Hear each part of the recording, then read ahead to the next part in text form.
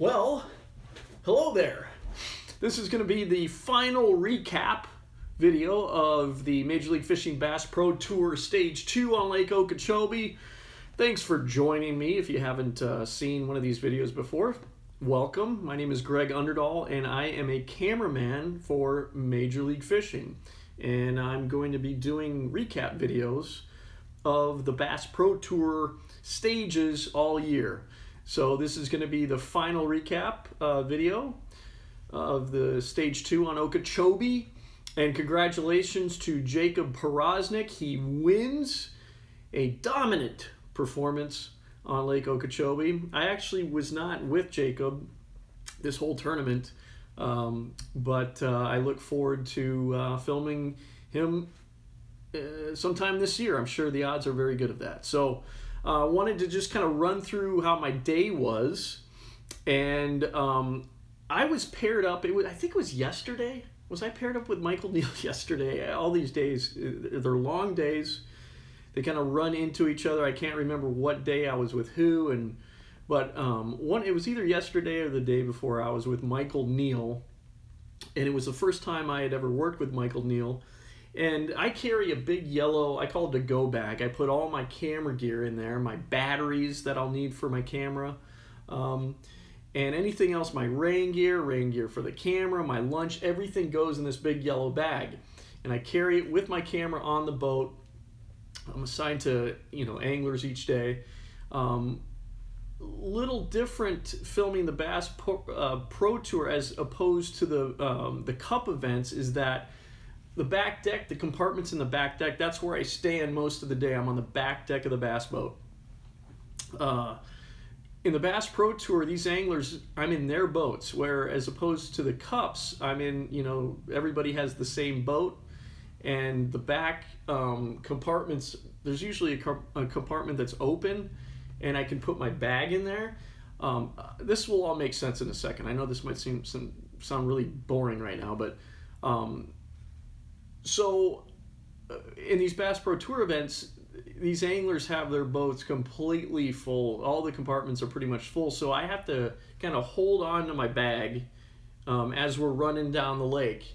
I kind of have it on the back deck, and it's right kind of butted up to the back of the driver's seat, and I'm just kind of holding on. And Michael Neal saw what I was doing, and he's like, don't you have anything to like tie the bag, And I said I didn't. So he actually had a dock line, and he basically tied the bag down to the back of the driver's seat, and that way I didn't have to worry about holding it. So it was nice of him to do that. Well, this morning, so how it works is I get up 5 in the morning every morning, and I get to the camera room that is right by the launch ramp, and we meet I get my camera gear all ready. I get all my batteries in my bag.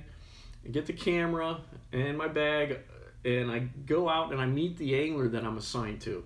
Well, today I was assigned to Jeff Sprague, but while I was getting my camera gear ready, one of the boat officials said that Michael Neal was outside and he wanted to give me something.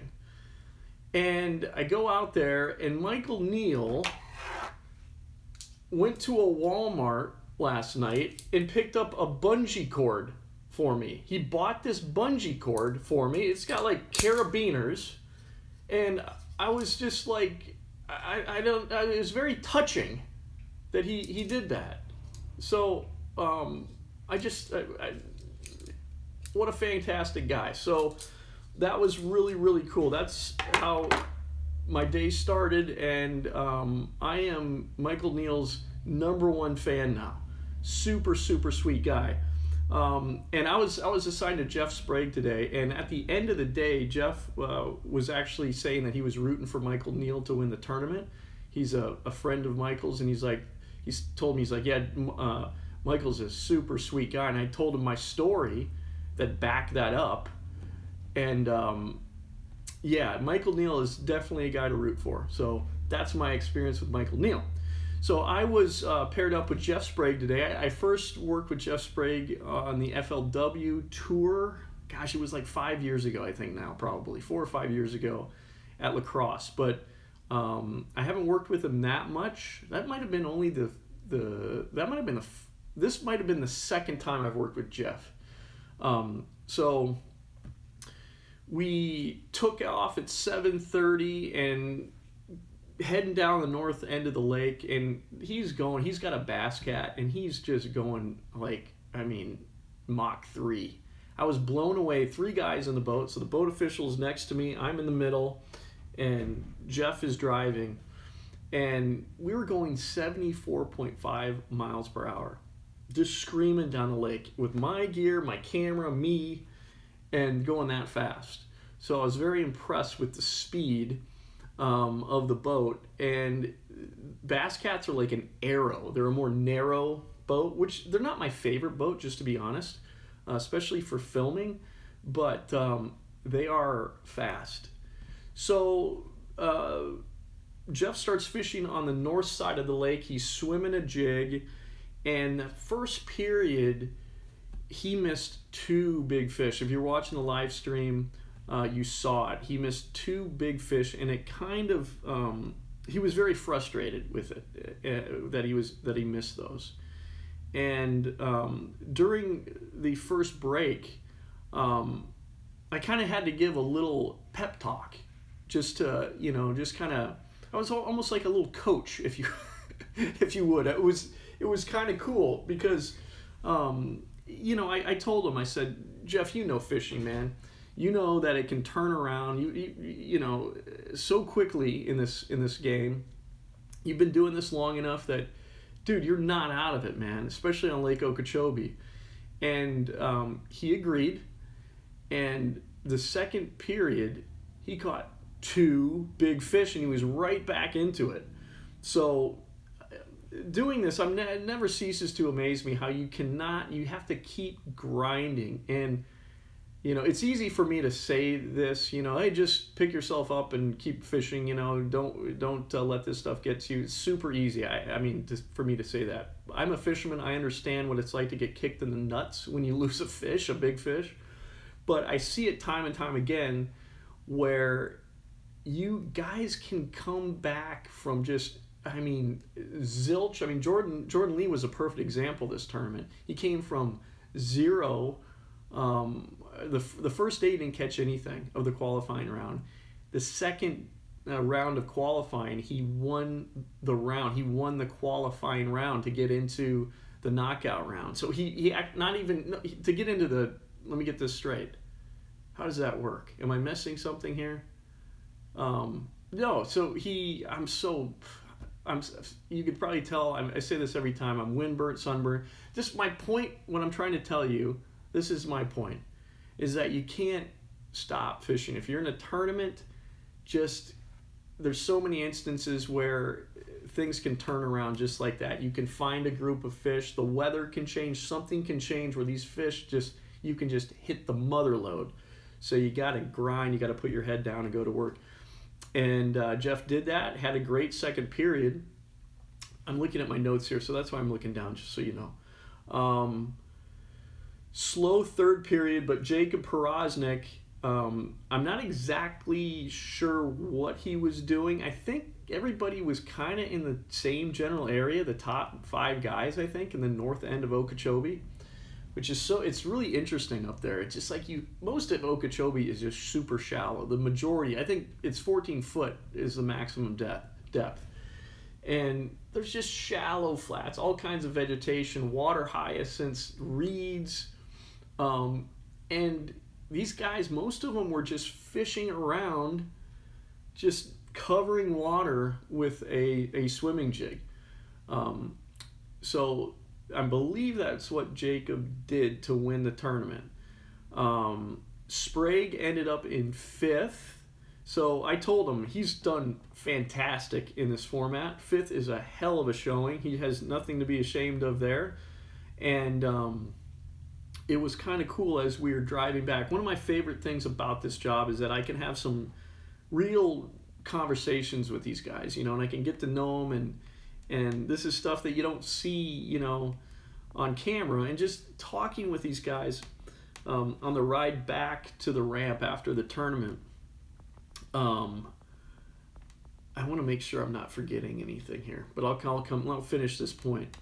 As we were driving back, we were just talking about Major League Fishing and the future of bass fishing. And I really believe, if we're going to call this a mainstream sport, I believe there needs to be one professional tour. There's one NFL, there's one NBA, there's one what am I saying? There's one Major League Baseball, one NHL, PGA. Come on. We're getting to a point where we're close to having this be. I think I'll put it this way. I'm biased here, but I think I can see that we're probably closer than we've ever been to bass fishing becoming a mainstream sport. Now, I'm not saying it's not going to take a while yet, but I can see how it could get there with Major League Fishing, with the format.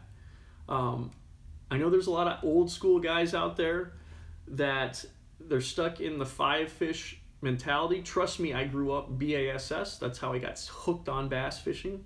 Watching the old Bassmasters show, that 5-fish limit, 5 biggest fish. But I just kind of had a revelation filming on the back of the boat today that I got to tell you, professionally, I think the 5-fish limit, the professional, like in professional level, the 5-fish limit is dead. It's dead. And I also got to tell you, MLF is the future. There is so much passion. There's so much talent. Okay, as far as the company, the talent behind the MLF product, if you want to call it that. When I say talent, not only just anglers, but the crew that is making the live stream possible, the television show possible. I don't know that bass fishing's ever had this kind of passion behind it, and innovation, technology. It's a perfect storm of technology coming together with the live stream and the score tracker and this passionate group behind MLF. I'm telling you, it's the future. You can try to fight it, you can go kicking and screaming, but it's the future. Okay? So one other thing I wanted to talk about too, and this will be how I wrap it up. I was with Kevin Van Dam yesterday. I think it was yesterday. Oh goodness. It was yesterday. And one thing that I think is really interesting, Kevin, I think some people, well, I'll put it this way. Kevin, when he's fishing in tournaments, he uses all of the baits that he's sponsored by. So I'll put it this way. This is a better way of saying it. So Kevin's sponsored by Strike King. I'm telling you, every lure that he uses, like the only lures that he uses are Strike King lures. Other anglers, going to be completely honest here, yes, they primarily use their sponsor baits, but once in a while, they have a bait that they just love that they'll throw that isn't a sponsor bait, and I completely understand it. I would do the same thing. You know, a sponsor that you have doesn't make a certain bait that you like. You know, they have their own version of it, but there's a certain, style of bait that this one company that you're not sponsored by just has it dialed in, Kevin uses Strike King lures exclusively, the hard baits, soft baits exclusively, and he's done it as long as I've known him. And I know there's some guys that are like, I can't believe he uses, some Strike King lures are not very expensive. And if you look at some Strike King lures, they're not as fancy as some other baits out. That's all he uses. He still kicks ass on Strike King lures. And so I always, I've thought that's very cool about Kevin, He's a very loyal guy, and he's got a tremendous work ethic. So that's going to be my video today. Hope you've enjoyed it. Check out our other videos that we have on angling uploaded. Particularly, check out the Another Fishing Show playlist. That is really kind of that's our flagship show I would say, on Angling Uploaded. Primarily entertainment there, humor, but you may be able to glean some, helpful information. But that's, check it out. Another Fishing Show, our playlist. Thanks for stopping by. If you like what we're doing here, please subscribe. I say it all the time, but it is the best way to support us. Have a good night. I'm out.